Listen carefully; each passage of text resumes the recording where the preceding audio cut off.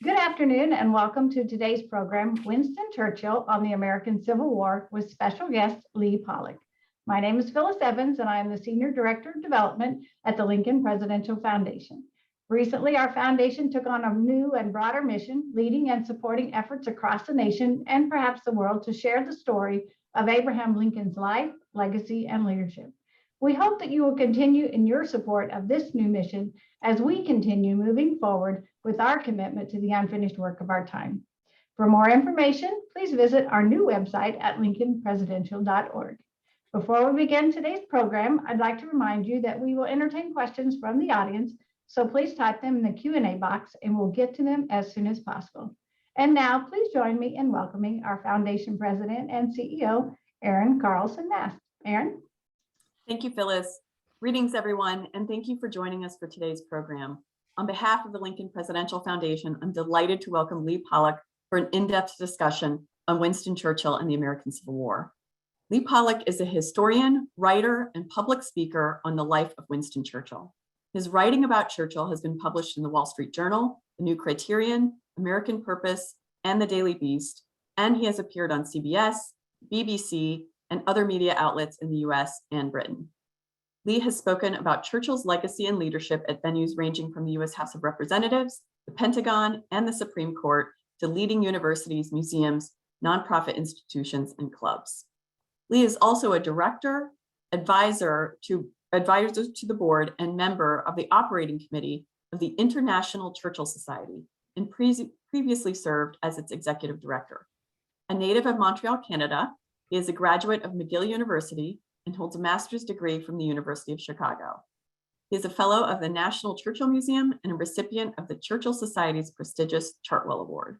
And he is the author of a forthcoming book, Action This Day, Adventures with Winston Churchill. Welcome, Lee. Well, thank you, Erin. It's great to be with you here this afternoon and have such a large and engaged audience. And also congratulations to you and your board and your colleagues at the Lincoln Foundation for the wonderful work you've done in the last year in reimagining the mission of the foundation. I've been a member and supporter of yours for some years, and I'm delighted to see the progress you're making and the imagination you're bringing to that. So I hope everyone else who's listening will become a member if they're not already. It's a wonderful, wonderful organization. You're taking it in great new directions. And just before we get on to Churchill and the Civil War, I just want to give a shout out to a very special person. I'm not sure if he's watching now or might be on replay, which is our mutual friend, Lou Lerman, great supporter of the Churchill Society and of the Lincoln Presidential Foundation. I think many of you are familiar with the work that Lou and his late colleague, Richard Gilder, did in creating the Gilder-Lerman Institute. And I don't think there's anyone in the country in the last several decades who's done as much to support the study of history and awareness of it as Lou. So Lou, thank you for all that you've done and continue to do. It's much appreciated. Well said, Lee. So Lee, to get things kicked off, please tell us what led you to the subject of Winston Churchill and the American Civil War. Given the time and distance between Churchill and the Civil War in the US, I suspect some of our viewers might be wondering, what's the connection? Sure. I once mentioned to someone in England that I was doing a talk on Churchill and the Civil War, and their response was absolutely fascinating. What did he think of Oliver Cromwell and King Charles I? And I said, no, the American Civil War. And this Brit said, what does Winston Churchill have to do with that? He wasn't even American. Well, the reality, of course, is Churchill was half American at birth, and some people thought at various times he had too many American qualities. In the 1930s, one of his political adversaries, Rab Butler, referred to Churchill as, quote, a half-breed American. And that was not a compliment. Obviously, Churchill was born in and lived in Britain all his life. But the Civil War was something that was absolutely fascinating to him. He read about it and wrote about it. And I think more importantly, it really influenced how he thought about the United States, the American people, and the nature of war itself. So it provides an interesting insight both into Churchill the man and to how the Civil War influenced the world far beyond our own shores. Lee, you mentioned that you'd like to start today's discussion with a story that involves a visit by Winston Churchill to the heart of the Confederacy. Can you tell us about that? Sure. every talk I do about Winston Churchill, I think should have some humor in it, and Churchill's life is full of humor as well as so many other things. So let's go back to October 1929 to the governor's mansion in Richmond, Virginia, the capital of the old Confederacy. The governor is the legendary Byrd Sr., who had just been elected governor 3 years before, was later to become a United States senator and the founder of the legendary Byrd machine, which dominated Virginia politics for half a century. They had a distinguished British visitor staying at the governor's mansion in Richmond. Needless to say, that was Winston Churchill, as you might guess. And there's a story about that visit that was told many years later by the governor's son, Byrd Jr., who was then only 14 years old. So this British guest stayed in the mansion, and while he was getting ready for dinner one evening, he came bounding down the stairs and ran into young Byrd and one of his cousins. Churchill mistook them for the butler, and he looked to young Byrd and said, and to his cousin, who was a local lawyer, young man, fetch me a newspaper. And young Byrd dutifully toddled off to the local newsstand, came back with a copy of that day's Richmond News Leader, and got a 25-cent tip for his trouble, which he kept for the rest of his life. Winston Churchill was not an easy house guest, which is something that Eleanor Roosevelt was to discover when Churchill, some years later, stayed in the White House for several weeks at a time. There was a dinner at the mansion serving, of course, Virginia ham, and Churchill liked his Virginia ham with English mustard. And Mrs. Byrd told him, well, I'm sorry, sir, we don't have any, but perhaps you'd like us to get some. And she was being facetious. And Churchill said, of course, that would be very nice. So their 14-year-old son trooped down to the local grocer and came back with a jar of English mustard. Byrd Jr. also recounted that Winston Churchill, at different times during the visit, would wander around the upstairs second floor where his bedroom was in his underwear. And supposedly, when it was finally time for Churchill to leave, and his car pulled out of the driveway, as soon as he was out of sight, Mrs. Byrd, whose nickname was City, turned to her husband and said, Harry, don't you ever invite that man back again. So that's a fun story to get started. What was Churchill doing in Virginia is perhaps a better question. He was in the latter weeks of a 3-month coast-to-coast tour of the United States. He recognized that the United States played a critical role, or should play a critical role, in world affairs, and in particular in Britain's place in the world. Churchill had been Chancellor of the Exchequer for the previous 4 years in the Conservative government. He lost office in May 1929 when that government was defeated, and that's what enabled him to take the time on this very extended tour of the United States, literally from California to New York to Richmond and places in between. Churchill was just about to enter what were later called his wilderness years, but his political career, some people thought, was finished. That, of course, proved not to be the case, and he had many more great things ahead of him. Mm-hmm, mm-hmm. As you mentioned, Churchill was half American. His mother was born, I believe, in Brooklyn, New York. He was born just after the end of the war. How did that background connect him to the United States and our nation's conflicts, especially in his early years? Well, Churchill was born in 1874 to the highest levels of the British aristocracy. His grandfather was the Duke of Marlborough. Churchill was born at Blenheim Palace. And the Civil War had only ended 9 years before, and that was a war that was widely followed and much discussed in Great Britain. Amanda Foreman wrote a wonderful book a couple of years ago, I think the title is A World on Fire, about the international dimensions of the Civil War. So it was something that was recognized in Britain as a extremely important event in world affairs, and in some ways the first modern industrial war. So it was natural that Churchill would gravitate to that subject. As you mentioned, his mother, Jenny Jerome, was born in Brooklyn in 1855. Her father was a New York tycoon of the age. He was called the King of Wall Street at one point, a man named Leonard Jerome. He was a strong union supporter, a part owner of the New York Times newspaper, which I describe as then one of the leading Republican newspapers in the city. I think it's less Republican today, but that's a different discussion. Supposedly during the New York draft riots in 1863, a mob roamed around the streets attempting to burn down the New York Times headquarters, and it was alleged that Leonard Jerome was there personally to fight them off. So there was an awareness in Churchill's life and family of his American connections and of the Civil War. When he was 12 years old in 1887, his birthday was coming up, and he said to his mother, "My birthday is drawing near. I should rather like a copy of General Grant's History of the American Civil War." He also, when he applied several years later to become a student at the Royal Military Academy at Sandhurst, Britain's more or less version of West Point, the Civil War was the subject of his entrance essay. One of the professors at Sandhurst was a British military historian, G.F.R. Henderson, who had just written a major study of the Civil War. Churchill read that and he described it as, quote, "the most interesting of all the wars about which I have read." And then in 1895, when Churchill graduated from Sandhurst, he took the opportunity to make his first visit to America. At that point, he had already encountered a book that had just been published in England to great acclaim, but was relatively little known so far in the United States. It was Stephen Crane's The Red Badge of Courage.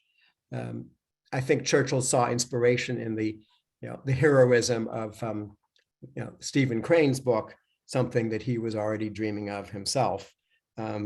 He ended up becoming a member of Parliament only 5 years after that in 1900, and his political career coincided with the arc of modern history in the first half of the 20th century, which I think quite easily is the most important and consequential half century in an awful long time. You just think of all the things that happened in that period: 2 world wars, the Holocaust, the Atomic Age, the rise of communism and fascism. And these are all things that, were very central to Churchill's life and things that he really played a significant role in.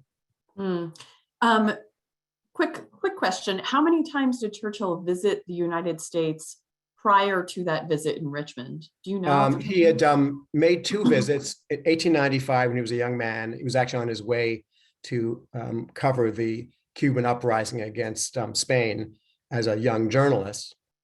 And then he had come back in 1900, 1901 on a paid lecture tour. By that point, he was just about to take a seat in Parliament and had already become famous around the world because of his exploits during the Boer War in South Africa. He didn't return to the United States actually between the time he left in 1901 and then this visit in 1929. But the United States and its place in the world were of central interest to him because of his family and because, especially during the First World War, he came to recognize, as he would in the Second World War, that Britain wouldn't be victorious without American aid. So there was this gap. In the 1920s, actually, when Churchill was Chancellor of the Exchequer, there was a lot of friction between Britain and the United States about the relative size of their navies, about Britain's slowness in repaying its First World War debts to America. At one point, when Churchill had been Chancellor of the Exchequer for a couple of years, a suggestion was made that he move from the chancellorship to the foreign secretary. His wife, Clementine, actually cautioned against that, saying it would be unadvisable because of what she called, quote, her husband's well-known anti-American views. That's, of course, not how we view Churchill later, but Churchill was both an admirer of the United States and also found us frustrating, which is, I do another talk entitled Winston Churchill, American Hero, which goes into all those nuances of his relationship with his, call it his mother's country, if not his mother country. That's interesting. So let's go back to that visit to Richmond in 1929, which is an interesting point just in world history, but also US history as well. Who else did he meet on that visit, and what else did he do while he was here? He came down for several days in Virginia after he had visited in New York. He apparently was invited to a ceremony to celebrate the anniversary of the defeat of the British General Cornwallis at nearby Yorktown. Of course, Churchill, being a British patriot, didn't approve of the outcome of that battle, so he skipped that. But his real purpose actually was to visit Richmond and the Civil War battlefields. He met with several people that he had encountered previously in his life, and in particular, his Civil War guide during this visit was the legendary historian Douglas Southall Freeman. Freeman was the opinion editor of the Richmond News Leader. His father had been a Confederate officer and is actually still alive. And Freeman was just in the process of writing his epic 4-volume biography of Robert E. Lee, for which he would later win the Pulitzer Prize when it was published in the 1930s. When that series of books was published, Freeman included a note that said, quote, "Winston Churchill went over the ground with this writer and made many helpful observations." And at that point, Douglas Freeman was, if not the dean of Civil War historians, at least certainly one of them. The two men spent several days walking through the battlefields at Fredericksburg, Chancellorsville, 7 days. And Churchill was always on the lookout for ways to make money. So during this trip, he had been commissioned by the Daily Telegraph newspaper in London to write a series of dispatches about what he saw in America. And in December, they published one entitled Old Battlefields of Virginia. I can email anyone who's interested a copy of that. And some of the things he said about the North and the South were interesting. The article begins with this. It says, "It takes only a few hours to go from Washington to Richmond, but it is another country. We exchange the 20th century for the 19th and cross the mysterious boundary which separates the present from the past. We have entered the domain of history." For Winston Churchill, history was not some dead, dusty subject you read in a book. It was a living, breathing thing that he felt very personally, connected with. And then he goes on to say, "We march with Lee and Jackson, with Stuart, Longstreet, and Early, through autumn woodlands, lonely in their leafy splendors of old gold and faded crimson. It is still a broken land." Churchill's writing is almost poetic when he writes about history. And then he continues, "No one can understand what happened merely through reading books. You must see the ground. You must cover the distances in person. You must measure the rivers and see what the swamps were really like." And then he adds another comment, "Before the Confederate Museum in Richmond still flies a rebel flag." There's a wonderful new American Civil War Museum in Richmond now, which I unfortunately haven't seen because of the pandemic. I don't know if they fly the rebel flag there today. That's something to look into. Perhaps not. They do not. Yeah, I can say that. Yeah. So that's fascinating, and it's so Churchill's making the case that we make all the time in the field of preservation and public history about the power of place and the power of being there and experiencing it for yourself. Exactly. Yeah.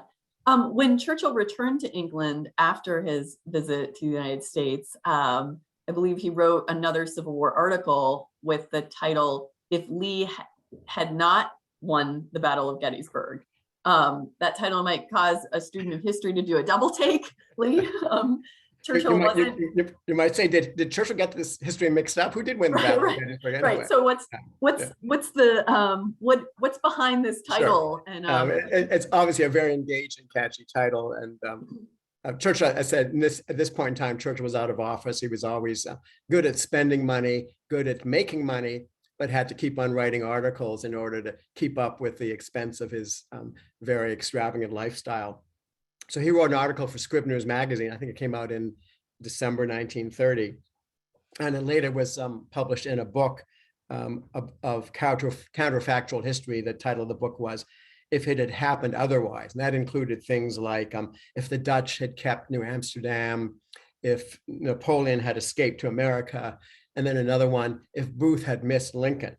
So Churchill's contribution to the magazine and then to the book was if Lee had not won the Battle of Gettysburg. So this is Churchill's imaginary Gettysburg, where he conjures up Jeb Stuart and the Confederate cavalry arriving at the Union rear just as General Pickett begins his famous charge. And in Churchill's imagination, there's a mass panic in the Union Army, and the charge is successful. Now, Churchill himself had been a cavalry officer, so it's not surprising that he makes Jeb Stuart the hero of his imaginary tale. In Churchill's version of this, the rebels are victorious. Lee turns south and captures Washington 3 days later. And then to continue in Churchill's fertile imagination, he goes on to say that Lee, in a quote masterstroke, declares the end of slavery, which swings public opinion in Britain to back, even further towards the Confederacy. Lincoln, faced with the prospect of conflict both with the South and with Britain, and the fact that slavery is now to be abolished, meets with Lee, and they sign what Churchill called the Peace of Harper's Ferry, which frees the slaves and also gives the South its independence. So that's a wonderful, fanciful story. But Churchill goes on.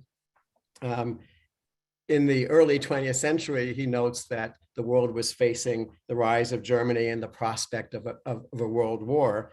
So Churchill imagines that President Theodore Roosevelt and Prime Minister Arthur Balfour, who were the president and the prime minister at the time, have a meeting to consider creating a formal alliance. They're joined by the president of the Confederate States of America, who in Churchill's imagination is a Virginian named Woodrow Wilson, also a real person. These three English-speaking nations form a new entity, that Churchill called the Covenant of the English-speaking Peoples and the English-speaking Association. And these three together force the belligerents in Europe to stand down. So there's no First World War. In Churchill's worlds, if World War I might well have led to the loss of many millions of lives, therefore didn't happen, all because Robert E. Lee actually did win the Battle of Gettysburg.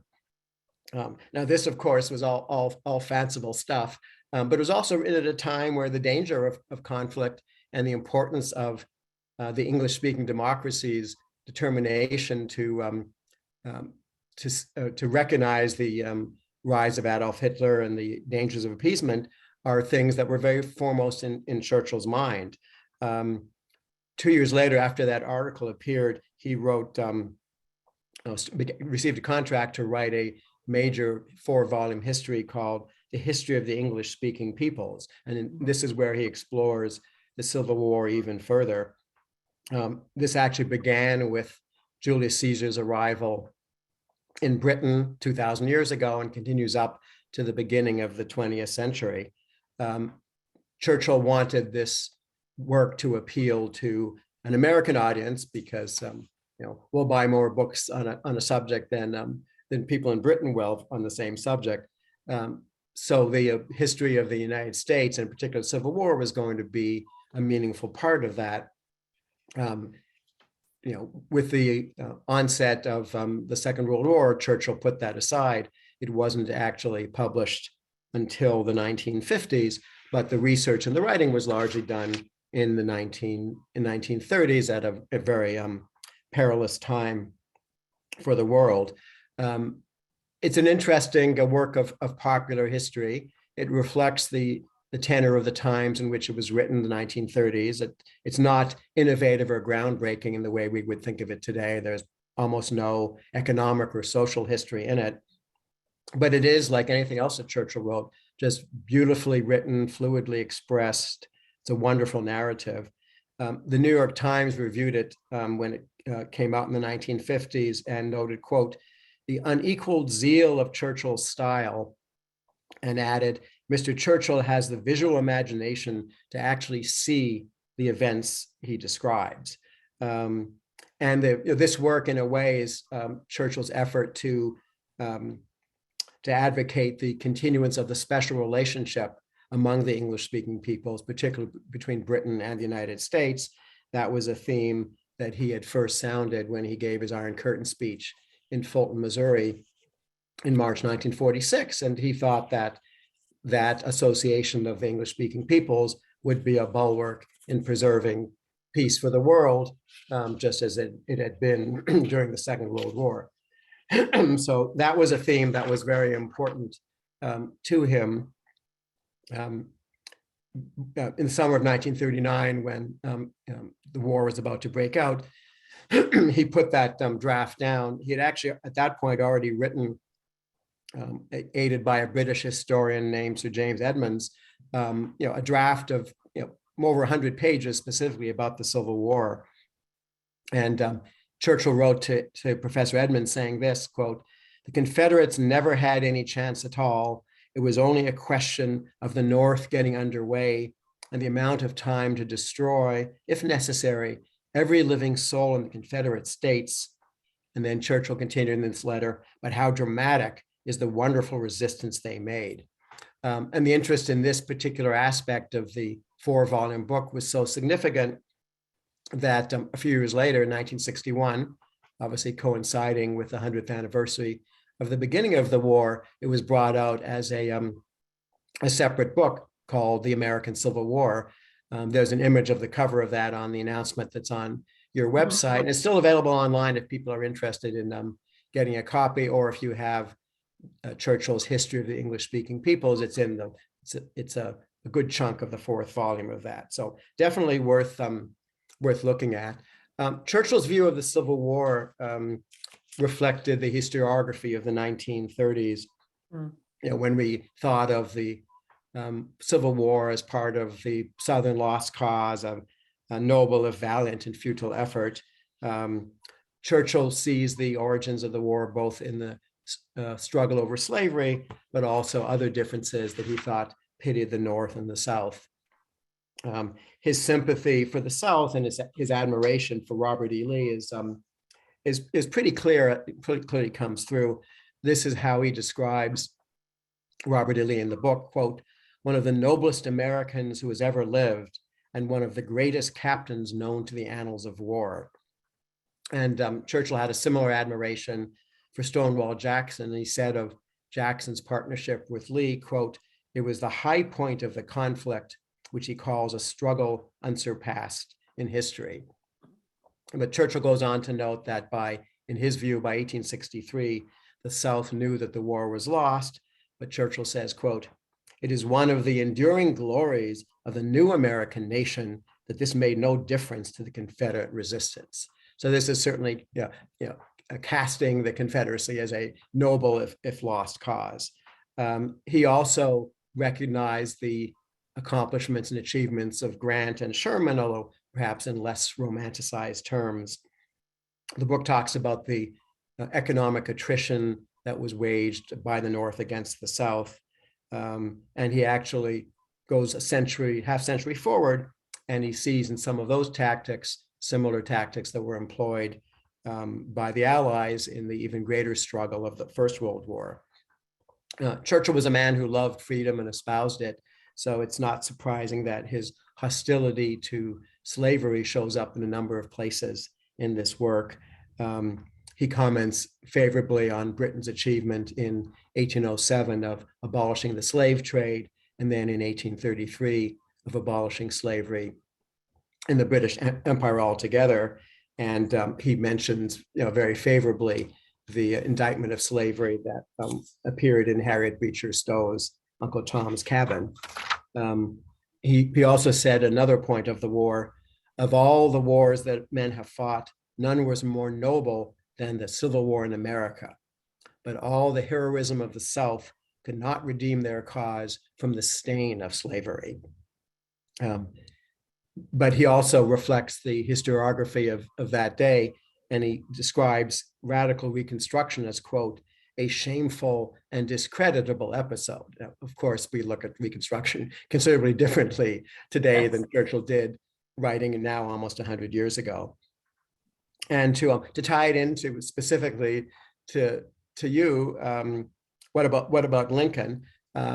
Lincoln's personality does not dominate Churchill's account of the war, which is primarily political and military history. He recognizes Lincoln's stature. He speaks of, quote, what he called Lincoln's natural resolution and generosity of character. And he goes on to say this about Lincoln: "Abraham Lincoln's homely humor stood him in good stead. A sense of irony helped to lighten his burdens. His spirit was sustained by a deepening belief in providence. When the toll of war rose steeply, he appealed for strength to a power higher than man's. And then Churchill adds about Lincoln, at the summit of authority, it is sometimes necessary to bear the intrigues of disloyal colleagues, to remain calm when others panic, and to withstand misguided popular outcries. All of this Abraham Lincoln did. And I can't help but think that in writing those words about Lincoln, Winston Churchill was writing about himself very prophetically about his own role in history, especially during the Second World War. And then Churchill goes on to say this about Lincoln's death. With him vanished the only protector of the prostrate South. None but he could control the bitter political hatreds which were rife. The assassin's bullet had wrought more evil to the United States than all the Confederate cannons. And by the way, Lou Lerman, who I mentioned earlier when we were getting started, has written a wonderful book entitled Lincoln and Churchill, which I would encourage everyone to read. And Lou had, and I think still has, a website called lincolnandchurchill.com. Lou calls Lincoln and Churchill the two greatest statesmen of the English-speaking world, one in the 19th century and one in the 20th century. And I suspect that all of us here today could agree on that. Lou notes a lot of the similarities in the challenges that Lincoln and Churchill both faced, how to create a successful coalition government during wartime, how to deal with military commanders who did not seem aggressive enough in fighting, how to communicate to a broad public, especially in inspiring speeches, and how to crush ideologies that threatened human liberty and dignity. Lou Lerman summarizes Lincoln and Churchill together by saying, theirs are the stories we tell of great leaders. Let them inspire a world still in need of extraordinary leadership. And that certainly is as apt today as when Lou wrote it a few years ago. And then Churchill finishes his story of the Second World War with this account, quote, thus ended the great American Civil War, the noblest and least avoidable of all the great conflicts of which there was a record. The genius of America was impoverished by the alienation of many elements in the life of the Republic. But after the smoke of the battlefield had cleared, the horrid shape, which Churchill means slavery, which had cast its shadow over the whole continent, now vanished and was gone forever. And Churchill carries his interest in the Civil War up to the Second World War. As that war was approaching, he reflected back on what he had learned from studying the Civil War. And this is one of the questions I think you wanted to ask me. And he actually wrote about this. He said, many in Germany and Japan believed that America was weak and unwilling to step into a new war and fight. And Churchill said, quote, some said Americans were soft, that they would never stand bloodletting. But I had studied the Civil War, fought to the last desperate inch. And that's Churchill's perspective on America, influenced by his understanding of the Civil War. And then he carries that into the Second World War itself. After the war, he wrote, quote, there was about General Lee a quality of selflessness which raised him to the very highest rank of men. And Churchill continues, in General George Marshall and General Dwight Eisenhower, that character, that quality of selflessness has been a bond uniting the Allied armies and a key to our victory. So it's fascinating how Churchill ties back in his sense of historical figures from a century before to the people, the Americans that he collaborated with, Marshall and Eisenhower in particular during the Second World War. And as I understand it, Eisenhower was a great student of the Civil War and very interested in the generalship on both sides. Churchill made his second to last visit to the United States in 1959 when he was in poor health and had been out of office for several years. He visited Eisenhower at the White House, and they took a helicopter up to Gettysburg to Ike's farm. And there's some wonderful photos online of the two of them touring the Gettysburg battlefield, first in a helicopter and then putting around in a rather goofy looking golf cart. They're great images. So even when he's 80, At that point, Churchill is 85 years old, and the Civil War is still something that's fascinating to him. Hmm. Well, that's fascinating too, that he, sort of very much was buying into the historiography of the time, as you mentioned, and was somehow able to hold these competing ideas of understanding how loathsome slavery was and criticizing that as the Southern cause in the war, but at the same time upholding leadership of the Confederacy.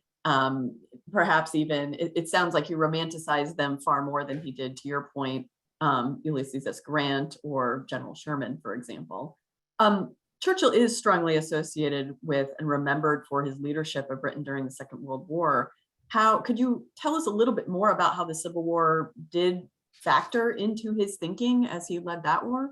Well, I think he recognized the importance of the coalition with America. It caused him to, his admiration for Marshall and Eisenhower was enhanced by his appreciation of the generalship of Lee and Grant and Sherman and so forth during the American Civil War. And then after the war, actually, the reconciliation that Lincoln had advocated after the Civil War was a touchstone for Churchill. After the First World War, Churchill said, quote, "Those who can win the victory cannot make the peace. Those who make the peace would never have won the victory." Churchill thought that Grant's conduct and his magnanimity at Appomattox was the greatest day of Grant's career and a high point in American history. And after the end of the Second World War, Churchill said this of the German people, quote, "My hate died with their surrender, and I was much moved by their haggard looks and threadbare clothes." So that concept of magnanimity at the end of war is something that's central to Churchill's philosophy. His famous History of the Second World War at the beginning of each volume has what he calls the moral of the work. And this is something that Lincoln probably would have found particularly appropriate. It says, "In war, resolution; in defeat, defiance; in victory, magnanimity; in peace, goodwill." And I suspect both Lincoln and Robert E. Lee would have thought those to be very well chosen words, just as Churchill did. Mm-hmm. You mentioned another Churchill Civil War story involving President Franklin Roosevelt and a famous poem. Could you tell us about that, Lee? Sure. Churchill was back in Washington to visit Franklin Roosevelt in 1943. In May, he stayed at the White House, and the Roosevelts decided to entertain him. So they all got in a car together. The president, Eleanor, Churchill, and Harry Hopkins, Churchill's the president's leading assistant and also a good friend of Churchill. So off they go to a place called Shangri-La. That's Camp David today because Ike renamed it after his grandson David. And as they're driving up to that location, they pass through Frederick, Maryland, and Churchill wants to make conversation. So he says to Roosevelt, "Isn't Frederick where the woman Barbara Fritchie lived? She was in that poem by John Greenleaf Whittier about the Civil War. She supposedly defied General Stonewall Jackson." So the president was pleased with this interest, and he said, "Winston, I'm going to recite that poem to you." So he began to recite the poem, which begins, "Up from the meadows rich with corn, clear in the cool September morn." I'm not sure if the president intended to continue reciting the poem, but he apparently forgot the rest of the words. So there was a bit of an awkward silence. And then Churchill, who had a fantastic memory, decided to help out. When Churchill was a teenage student at his boarding school, Carroll, he won a speech competition by reciting a now forgotten poem by Macaulay called "The Lays of Ancient Rome," by heart, and it was 1,200 lines. So Churchill proceeds then to recite, apparently perfectly, the remaining 30 couplets of Barbara Fritchie, including its most famous concluding lines, "Shoot if you must this old gray head, but spare your country's flag," she said. So great lines. I suspect the president was very impressed with Winston Churchill's memory and his ability to recite poems from 100 years ago. When I was looking into this subject, putting this conversation together some time ago, it turns out that the story of Barbara Fritchie that Whittier made famous might not have its roots in actual history. She died a few months later. She was 95, and she never recounted this story. And it appears that Stonewall Jackson might not even have been in Frederick, Maryland that day, and therefore couldn't have ordered his troops to fire on the Union flag. But it makes a wonderful story. It was published the following year in the Atlantic magazine, and it became one of the most popular and inspiring works of poetry about the Civil War, apparently taught to school children for many years afterwards. I'm not sure quite as much today. So its fame must have leapt the Atlantic, and somewhere along the line, Winston Churchill must have read it, and with his absolutely fantastic memory, he tucked it in the back, and it came out many years later when he was riding around with Franklin Roosevelt. In the year after that, in 1864, as we know, Lincoln's reelection was, as president, was somewhat problematic. And I think from my understanding, this poem by Whittier was quite a tonic to Northern spirits. I have not been to Frederick myself, but apparently there's a replica of the Barbara Fitchie home there, and all kinds of products and souvenirs are associated with that. And in the 1960s, she was even parodied in a Rocky and Bullwinkle TV series episode. So you can't ask for more unusual fame than that. So it's another fascinating story about Churchill, and he did have one of the better memories of any public figure, to be sure. Mm-hmm. Lee, you told us about Churchill's visit with the Virginia governor, Harry Byrd, in 1929, and the funny story of Churchill's demands made upon the 14-year-old son, his son, Harry Byrd Jr. In that story, he did follow his father's footsteps into politics. Did he stay in touch with Winston Churchill? Yeah, they maintained a connection. Harry Byrd Jr. became a journalist initially, as his father had been. His family owned the leading newspaper in Winchester, Virginia, where the Byrd family was from. And in the summer of 1951, Byrd Jr., who's then probably in his early 30s, goes off to London, of course, visits with Winston Churchill. Churchill's still the leader of the opposition, but a few months later is going to become prime minister for his second and final term. So they had a lengthy conversation, and of course they talked about the Civil War. And this is what Harry Byrd Jr. recounted of that quote: "In 50 minutes, Mr. Churchill told me more about the history of the area in which I lived all my life than I had ever known." And he continued, "His monologue was spontaneous, said with relish, glee, and great enthusiasm." And then he continues, "I kept thinking, why do I know so little about these great events?" So it's quite a tribute to Churchill's power of expression, that he can amaze someone like Harry Byrd, whose family was steeped in Virginia history almost since its founding. It must have been a nice moment. There's an article on our website, which Harry Byrd Jr., later a senator in succession to his father, wrote about his recollections of being a kid at the governor's mansion when Churchill came to visit, and then meeting him again in London many years later. In a moment, we're going to turn to audience questions, and I see that we have a great number in. But first, Lee, I think you had one more Churchill connection to the American Civil War you told me you'd like to mention. Would you share that now before we turn over to audience questions? Sure, I'd be happy to. Churchill left office in 1955. He declined in health and vigor for the next number of years, somewhat sadly. At one point, he said to his private secretary, Sir Anthony Montague Brown, "I have worked so hard all my life to achieve so much, and in the end to achieve nothing." And that was a sad thing to hear an old man say, and history certainly proved him wrong. But he was depressed by Britain's fall from the ranks of the world superpowers, the decline and fall of its empire, and probably the enfeeblement that came with old age and poor health. He died January 24th, 1965, age 90. There was a great state funeral held at St. Paul's Cathedral, which 25 years before, rising undamaged above the smoke of German bombs, had come to symbolize the resilience and will of Winston Churchill himself and of the British people. This funeral had been planned meticulously for many years before, and it was done so under the title Operation Hope Not. And the organizers later reported that one of the problems was, since Churchill lived so long, that the honorary pallbearers kept on dying off and had to be replaced. You can find films of that funeral as one of the, probably that and the funeral of John F. Kennedy and a couple of others are the great public funerals of the 20th century.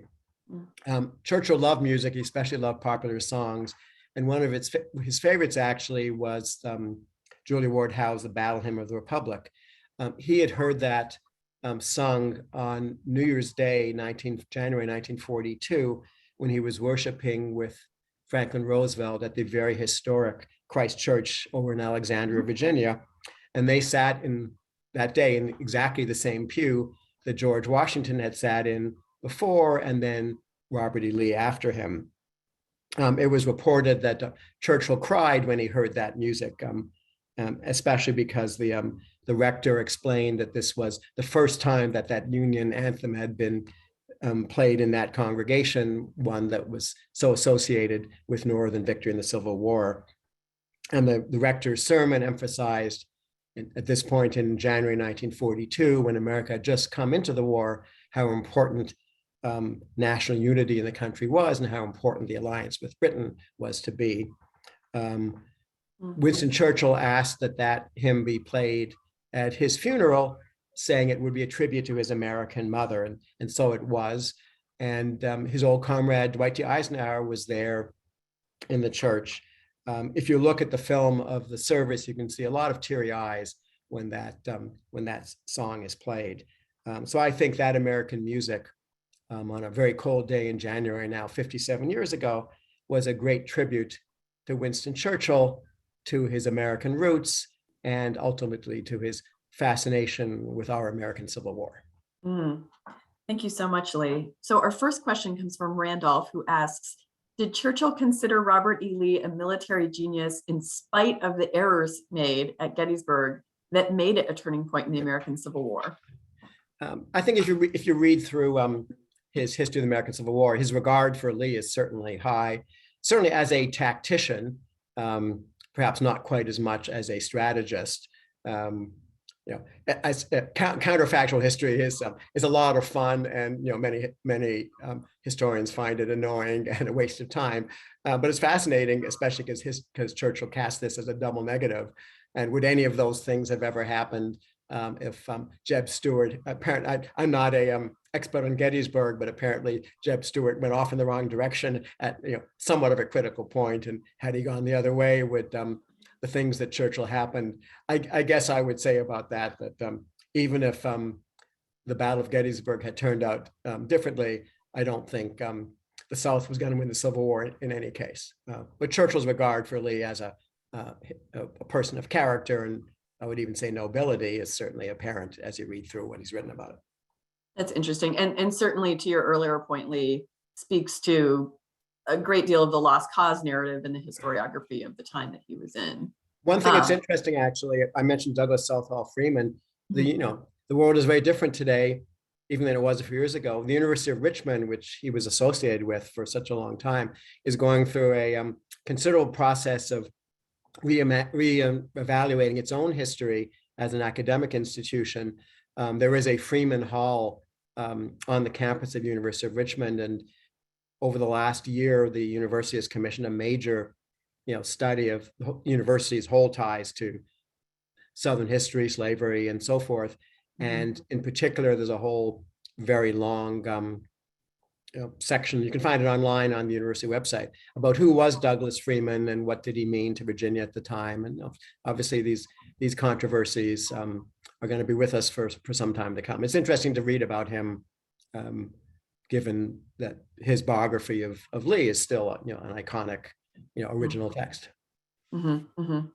So our second question, this attendee asked, did Churchill have any relatives who fought in the Civil War? And I believe he did have ancestors who fought in the American Revolutionary War, but I don't know if he had.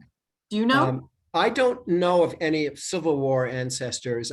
Certainly, he was very proud of his American ancestry generally. One of our members, a fellow named Greg Smith, has written the definitive genealogy of Churchill's American family.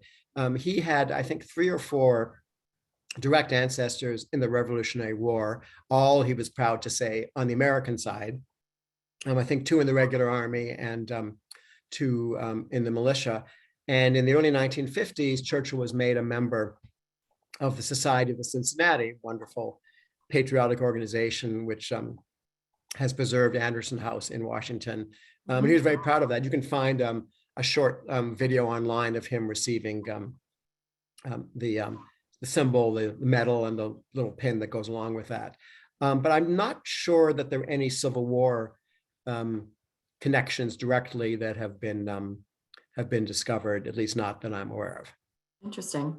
Another attendee notes that there was substantial support in Britain for the Confederacy. For an example, the cotton mills that needed Southern cotton. Did Churchill downplay that support in his writings on the American Civil War? I don't think there's that much, I'd have to look through it again. I don't think there's that much focus on that. And it's, it's possibly the case that Churchill didn't want to address that too much because he was writing this in a way in the 1930s for an American audience. And perhaps if he went overboard about how Britain supported the South, it wouldn't have resonated as well, in America. So it wasn't a major theme of, but it's certainly, and the possible would Britain have ever come into the war? What was that incident called, the Trent Affair, where they grabbed some people off some ships and so on? Yeah, Amanda Corman's book is wonderful in going into all that kind of stuff. Yeah, in Bermuda, there have been, I haven't visited a long time, but they have exhibits that go into some of the blockade running and their sympathies for the Confederacy, in part because of the economic ties at the time. And you can draw some analogies in a sense in terms of economic power, between the inevitability that Northern industrial power would crush the South in the same way that American and British economic power would do so much to crush Nazi Germany, along with millions and millions of Soviet soldiers on the Eastern Front. So that's another sort of interesting parallel between the 2 wars. So Jeanette asks if you've published a book on this specific topic. You mentioned Lou Lehrman's book on Lincoln and Churchill, but she asks if you've published on it. And she also notes that her mother was also born in Montreal, and she says good people come from there. Well, that's good to know. Thank you so much. And some of us stay in Canada, and others of us come down here to the United States. I haven't published anything specifically on this subject. Lou's book is wonderful, and his website is there. If you go online, and anytime you're interested in anything to do with Churchill, there is enormous amounts of stuff that's been written about it. There's a book, for example, written by a man named Brad Tolpanen specifically about Churchill's 1929 visit to Canada and the United States. He spent 3 weeks in California and met with William Randolph Hearst and Charlie Chaplin. So there's considerable coverage in that of his Richmond visit. Martin Gilbert, Churchill's official biographer, wrote a book, Winston Churchill and America, some years ago, which has a lot about this particular time period. So if people are interested in specifically in the Virginia aspects of it, there are lots of interesting articles you can find online that are worth reading, and it's like anything else to do with Churchill. It's full of good stories and interesting insights. So John has a question, but he says it's a bit off topic, but he wants to know if you have resource suggestions on John Churchill, the first Duke of Marlborough. Oh, sure. The place to start, hands down, is Winston Churchill's own biography in 4 volumes that came out in the 1930s, both in Britain and America. It is Churchill's most substantial work of serious history. And it's interesting because when he was writing that in the 1930s, he saw the parallels between his ancestor, John Churchill, the first Duke, leading a coalition of nations to defeat the continental aggressor of that day, Louis XIV, and Churchill's own struggle in the 1930s to imagine a coalition of nations to defeat not just the aggressor, but the tyrant of the continent, as Adolf Hitler would become. So that's an absolutely a foundational thing to read. There is a 1-volume abridgment. The full 4 volumes are a lot of history. There is a 1-volume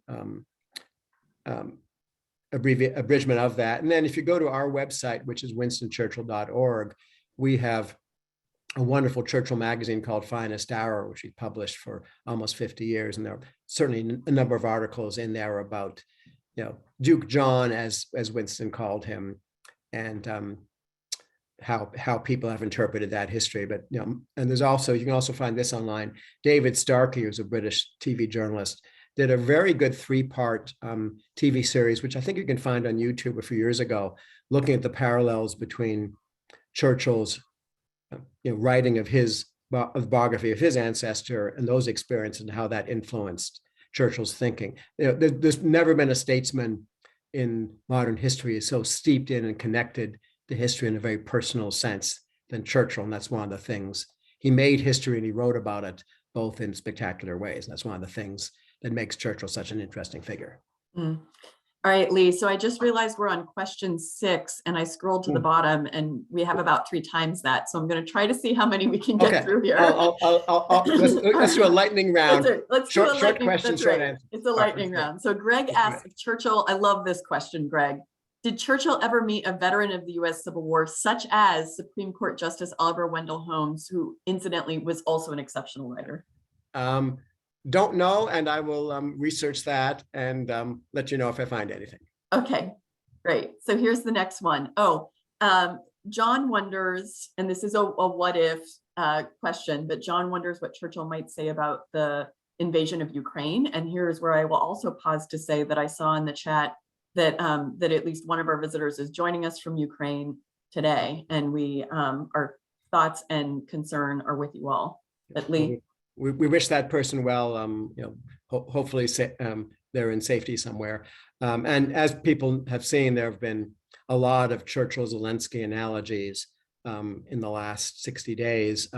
Boris Johnson, a couple of days ago, spoke on video to the Ukraine Parliament. Of course, he invoked Churchill and Churchill's finest hour in 1940, and what is clearly, no matter what else happens, what is clearly President Zelensky's finest hour today. And was there another element to that question? No, it was just whether you thought. And clearly Churchill recognized oppression and tyranny when he saw it, and was willing to fight against it, as the Ukrainians miraculously are today. Mary asks whether Churchill wrote or spoke about the treatment of indigenous populations in British colonial territories, if not as enslaved, as less human or important. Churchill is accused today of being an imperialist, which he was. He's accused of being a racist and a white supremacist, which he wasn't in a real sense.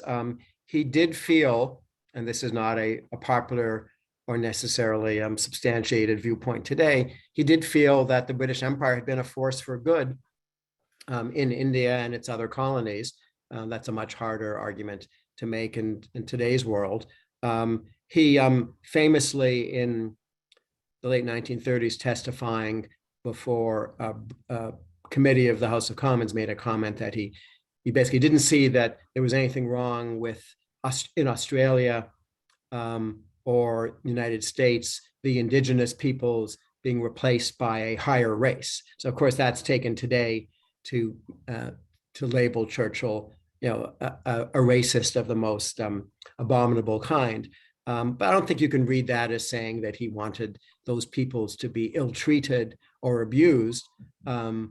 But he wouldn't have sympathy with the view that, and he actually made that statement to people who were trying to stop Jewish settlement in Palestine in the 1920s and 1930s. So that's one aspect in which we touched on that, and that I do another talk called Churchill, Race and Empire, Fact and Fiction. It's a complex subject, not as simple as people. The problem with Churchill is he wrote so much and said so much that you can find something, that he said so any subject in the world, and sometimes you can find 2 different things he said about the same subject. At the Churchill Society, we look at Churchill in the round with all of his great virtues and many of his not as great faults. Okay. I'm going to try to squeeze in two more that I think might be short and sweet because we were near the end of our time, and I need to welcome my colleague Phyllis back in a second here. But Ryan wonders if Winston had a personal hand in naming the American tanks sent to Britain in the Second World War, the Lees, the Stuarts, the Grants, and of course the Shermans.